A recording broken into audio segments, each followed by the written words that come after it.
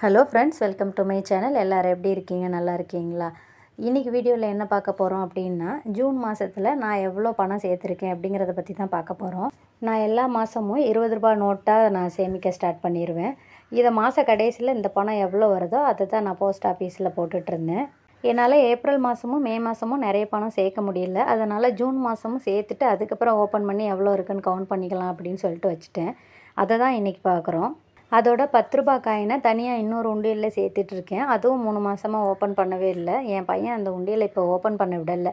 அவன் அந்த உண்டியல் ஃபுல்லானால் தான் ஓப்பன் பண்ணணும் அப்படின்னு சொல்லிட்டான். அது அவன் ஆசைக்காக அந்த உண்டியலை இப்போ ஓப்பன் பண்ணலை. அது ஃபுல்லானதுக்கப்புறம் ஓப்பன் பண்ணணும்.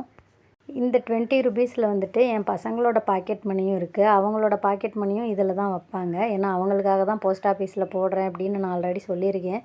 அதனால் என்னோடய பணத்தையும் இதிலே வைங்கம்மா அப்படின்னு சொல்லிட்டு வச்சுருவாங்க. அவங்களுக்கு கொடுக்குற பாக்கெட் மணியை அவங்க ஸ்கூலுக்கெல்லாம் எடுத்துகிட்டு போய் செலவு பண்ண மாட்டாங்க. அவங்களுக்கு வேணுங்கிற ஸ்நாக்ஸ் எல்லாமே நான் பண்ணி கொடுத்துட்றதுனால அவங்களுக்கு இன்னும் அந்த செலவு பண்ணுற ஹேபிட் வரல. நான் என் பசங்களுக்கு நான் என்ன பட்ஜெட் போடுறேன், இது நம்ம பட்ஜெட்டுக்குள்ளே வருமா வராதா, இவ்வளோ பணம் போட்டு என்னால் வாங்க முடியுமா அப்படிங்கிறதெல்லாம் நான் சொல்லியிருக்கேன். ஓரளவு புரிஞ்சு வச்சுருக்காங்க. சுச்சுவேஷனுக்கு ஏற்ற மாதிரி நடந்துப்பாங்க. போக போக நல்லா புரிஞ்சுப்பாங்க அப்படின்னு நான் நம்புகிறேன்.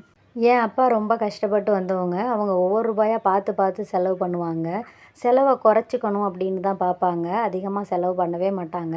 நான் அவங்கள பார்த்து வந்ததுனால முடிஞ்ச அளவு செலவுகளை சுருக்கிக்கணும்னு தான் நானும் பார்க்குறேன். அதிகமாக செலவு பண்ண வேண்டாம், சிக்கனமாக இருக்கணும் அப்படிங்கிறது தான் பார்க்குறேன். நான் செலவு பண்ணுறதுக்கே ஆனால் அவங்க சொல்லுவாங்க, "காசை வீணாக கறியாக்காத" அப்படின்னு சொல்லுவாங்க. இப்போ உன் கையில் பணம் இருக்குங்கிறதுக்காக நினச்சதெல்லாம் வாங்கிட்ட அப்படின்னா ஒரு காலத்தில் உங்ககிட்ட கையில் பணமே இருக்காது. அப்போ சேமிப்புன்னு எதுவுமே இல்லாமல் ரொம்ப கஷ்டப்படணும். அதனால் கையில் பணம் இருக்கப்பவே சேர்த்து வச்சுக்கோ, அதுதான் பின்னாடி எதிர்காலத்துக்கு ரொம்ப உதவும் அப்படின்னு சொல்லுவாங்க. அவங்க சொன்னதை அப்போ நான் பெருசாக எடுத்துக்கிட்டதில்ல. ஆனால் அவங்க சொன்ன விஷயம்லாம் எனக்கு இப்போ ரொம்ப யூஸ்ஃபுல்லாக இருக்குது.